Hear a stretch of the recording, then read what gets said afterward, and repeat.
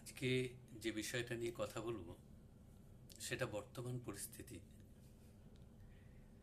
আগুনে দাউ দাউ করে 50-এর ওপর মানুষ পুড়ে ছাই হয়ে যাচ্ছে। এ বিষয়ে কার কতটুকু মনোযোগ রয়েছে বা কে কতটুকু মানবিক বা সামাজিক দায়িত্ববোধ পালন করছেন সে প্রসঙ্গে যাব পরে। আগে বলি, ঠিক এই সময় যাদের সবচেয়ে বেশি সরব হওয়ার কথা ছিল সেই সাহিত্যিক, কবি বা যারা সংস্কৃতির চর্চা করেন তারা কিন্তু অদ্ভুত রকমভাবে বইমেলা নামক উৎসবে মেতে আছেন। অবশ্যই বইমেলা খুব প্রাসঙ্গিক, অত্যন্ত গুরুত্বপূর্ণ, কিন্তু সেটা মানবতা বা সামাজিক ধর্মের থেকে কি বড়, এই প্রশ্নটা কিন্তু আপনাদের মুখোমুখি হতে হবে।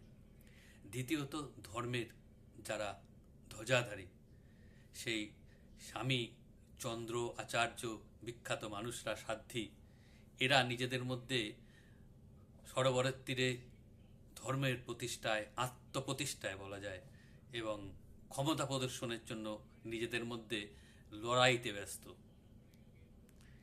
এই সমাজ ব্যবস্থা এক ধ্বংসের দিকে চলেছে। আসলে একটা ছোট গল্পের কথা মনে পড়ল। সৌরভী বলে একজন ঋষি ছিলেন অত্যন্ত প্রাচীন যুগে। তিনি জলে দাঁড়িয়ে তপস্যা বা ধ্যান করছিলেন।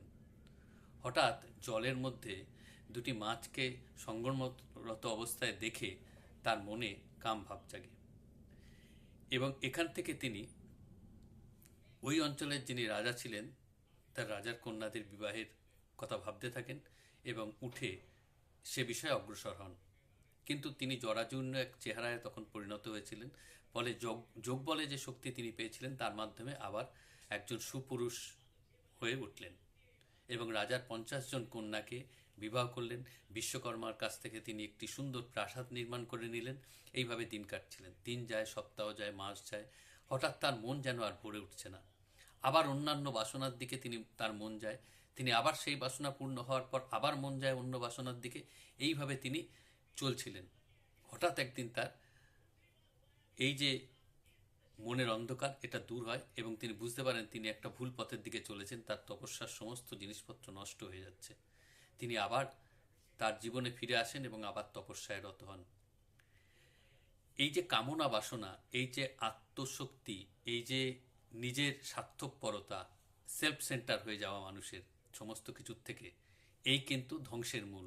আজকের বর্তমান সমাজ ব্যবস্থা এবং এত বড় একটা দুর্ঘটনা থেকে সমস্ত মানুষজন কিরকম মানে অবচেতন হয়ে রয়েছে, সেন্সলেস হয়ে রয়েছে, এই ঘটনাটা কিন্তু সমাজের মধ্যে ছড়িয়ে পড়ছে। শুধু রিলস আর নিজে যা নই তা প্রদর্শন করার একটা অসম্ভব প্রতিযোগিতা, যার পরে আস্তে আস্তে নিজের মানসিক রোগাক্রান্ত হয়ে যাওয়া, পথভ্রষ্ট হয়ে যাওয়া এবং আত্মহনন ক্রমশ বেড়ে চলেছে। তাই সতর্ক থাকুন, ভালো থাকুন, স্বার্থপরতাহীন এবং মানবতার মূল্যবোধ নিয়ে আগামী দিনে চলতে থাকুন। নমস্কার।